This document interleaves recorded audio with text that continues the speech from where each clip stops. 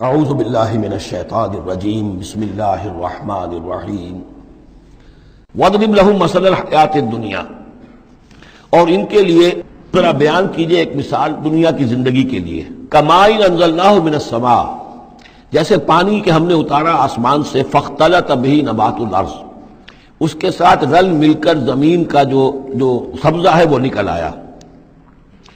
فَأَصْبَحَ هَشِيمًا تَذْرُوهُ الرِّيَاحُ، اب یہ ایک لمبی بات ہے جسے مختصر کیا گیا کہ پھر کچھ عرصے کے بعد وہ سبزہ جو ہے وہ زرد پڑ جاتا ہے، پھر دھوپ کے اندر سوکھ کر پیلا ہو گیا، پھر چورا چورا ہو گیا، پھر وہ چٹیل زمین کی زمین رہ گئی.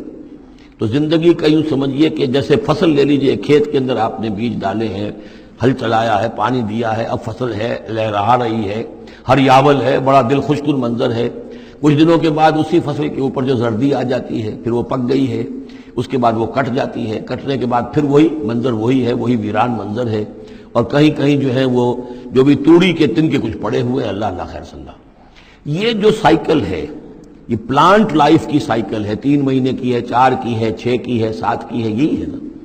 لیکن یہی سائیکل ایک بڑے پیمانے پر انسانی زندگی کی ہے.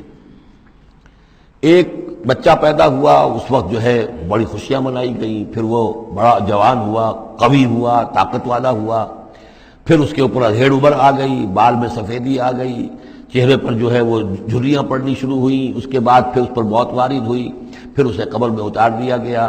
وہ مٹی سے تھا اور مٹی میں جا کر مل گیا. ایک ہی سپین ایک چل رہا ہے، سائیکل چل رہا ہے. یہ انسانی زندگی کا سائیکل ہے، اور یہ جو نباتاتی زندگی کا سائیکل ہے، فرق اس میں کچھ نہیں ہے. اوپر سے پانی آیا اور زمین کا سبزہ نکل آیا، اوپر سے روح آئی ہے اور ہمارے یہ اجساد اس زمین سے نکلے ہوئے ہیں. ان دونوں نے مل کر ہمیں اس حیات دنیاوی کی ایک شکل دے دی ہے. روح اوپر سے آئی ہے، زمینی شے نہیں ہے. بولے روح من امر ربی، اور یہ کہ زمینی طور پر جو بھی کچھ ہے، جو نظام ہے یہاں کا، اس میں یہ ہمارا جسم بنتا ہے اپنے ماؤں کے پیٹوں میں، اور پھر یہ روح کے ساتھ مل کر اس دنیا کی زندگی کے اندر ایک جو ہے ایک وقفہ امتحان جو ہے اس کو بسر کر رہا ہے. وَاضْرِبْ لَهُمْ مَثَلَ الْحَيَاةِ الدُّنْيَا، ان کے لیے دنیا کی زندگی کی مثال بھی بیان کیجئے. کَمَاءٍ أَنزَلْنَاهُ مِنَ السَّمَاءِ، جیسے کہ پانی جو ہم نے اتارا آسمان سے. فَاخْتَلَطَ بِهِ نَبَاتُ الْأَرْضِ، تو پھر اس کے ساتھ سبزہ جو ہے زمین کا رل مل کر نکل آیا. فَأَصْبَحَ هَشِيمًا، پھر وہ ہو گیا چورا چورا. تَذْرُوهُ الرِّيَاحُ، کہ جنہیں ہوائیں لیے اڑتی ہیں، اڑتی پھر رہی ہیں. وَكَانَ اللَّهُ عَلَىٰ كُلِّ شَيْءٍ مُقْتَدِرًا، اور یہ اللہ تعالیٰ جو ہے ہر شے پر قادر ہے. اس کے لیے جیسے یہ سائیکل چل رہا ہے تمہارا نباتاتی، ایسے ہی حیواناتی ہے، ایسا ہی تمہارا انسانی زندگی کا ہے. المال والبنون زینت الحیات الدنیا، یہ زینت کا لفظ 3 مرتبہ اس صورت میں آیا ہے، اور یہ اس کا عمود ہے، میں بتا چکا ہوں آپ کو. انا جعلنا ما علی الارض زینۃ لها لنبلوہم ایہم احسن عملا. پھر آیا ترید و زینت الحیات الدنیا. اے نبی دیکھیے کہیں لوگوں کو گمان نہ ہو کہ محمد بھی دنیا کی زندگی کی زیبائش اور آرائش ہی پر رجھے ہوئے ہیں. معاذ اللہ صلی اللہ علیہ وسلم. اب یہاں فرمایا یہ دنیا کی زندگی جو تمہاری ہے، اس میں اولاد اور مال یہ تمہارے لیے زیبائش ہے، آرائش ہے، لیکن کتنی دیر کی؟ صرف اس زندگی کا معاملہ ہے. اسی کے لیے یہ ساز و سامان ہے جو برت لوگے.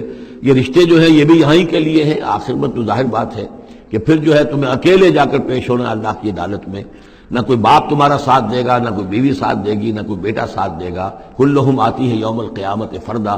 اگلی سورہ جو ہے سورہ مریم، اس کے اندر یہ بات آ رہی ہے. اکیلے اکیلے جو ہے پھر وہ اپنا پورا محاسبہ جو ہے اس کو فیس کرنا ہے.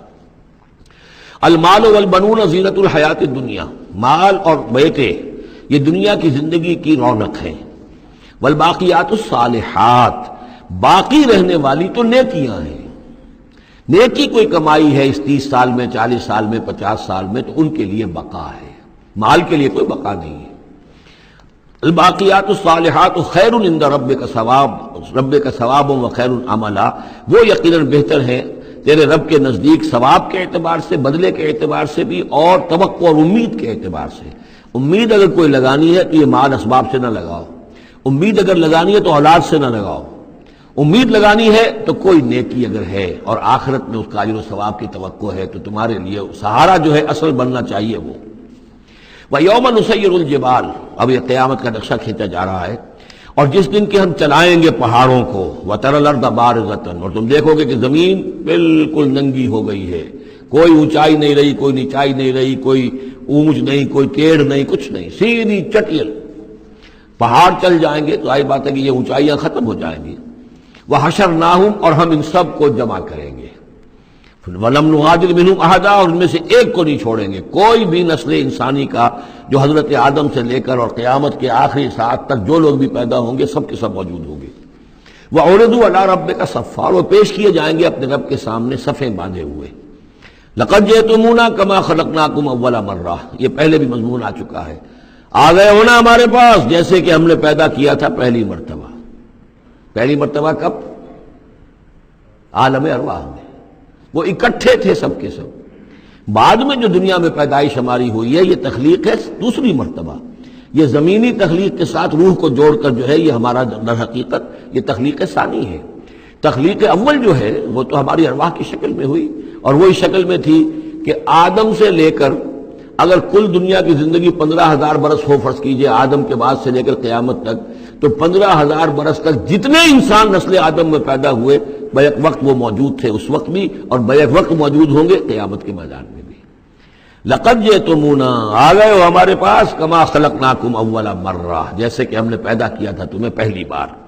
بل زعمتم ان لن نجعل لکم موعدا اس وقت ہم نے تم سے قول و قرار لیا تھا الست بربکم قالوا بلا لیکن اس دنیا کی زندگی میں تمہیں یہ گمان ہو گیا تھا کہ تمہارے لیے ہم کوئی وقت وعدے کا وقت مقرر نہیں کریں گے یعنی ملاقات نہیں ہوگی. تم بھول گئے تھے اس ملاقات کو جی چرا رہے تھے ہم سے ملنے سے. الذین لا یرجون لقاءنا جو ہم سے ملاقات کی امیدوار ہی نہیں ہے اس خیال ہی کو ذہنوں سے دور رکھتے تھے کہ کبھی اللہ کے حضور میں حاضری ہے. ووضع الکتاب اور اعمال نامہ لا کر رکھ دیا جائے گا. وضع اب وہ اعمال نامہ کیا ہوگا؟ کون سا جوائنٹ قسم کا کوئی کمپیوٹر ہوگا؟ ہر فرد نوع بشر آدم کی ہر نسل کا اس میں پورا کارنامہ زندگی محفوظ ہوگا. آپ کو معلوم ہے جیسے کمپیوٹر کے اوپر ایک بٹن دبتا ہے اور وہ سب آ گیا اور ایک بٹن دبے گا اس کا پورا جو چھپ کر بھی آ گیا. ایک ایک فرد کی پوری زندگی کا ریکارڈ موجود ہے.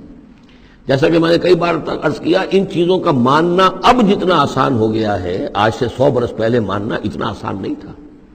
کس قدر گہرے ایمان بالغیب کی ضرورت تھی. آج تو یہ چیزیں ہمارے حساب کتاب میں آ رہی ہیں. چھوٹے چھوٹے سے بٹن کی طرح کا تو ٹیپ ریکارڈر ہوتا ہے کہ آپ سے ملنے کے لیے کوئی آیا ہے آپ کو پتہ ہی نہیں اور اس کا جو بٹن ہے جو کوٹ کا آپ بٹن سمجھ لیں وہ ٹیپ ریکارڈر ہے.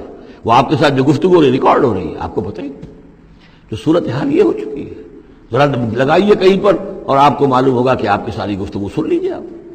تو یہ ساری ریکارڈنگ کے ہر چیز محفوظ ہو رہی ہے.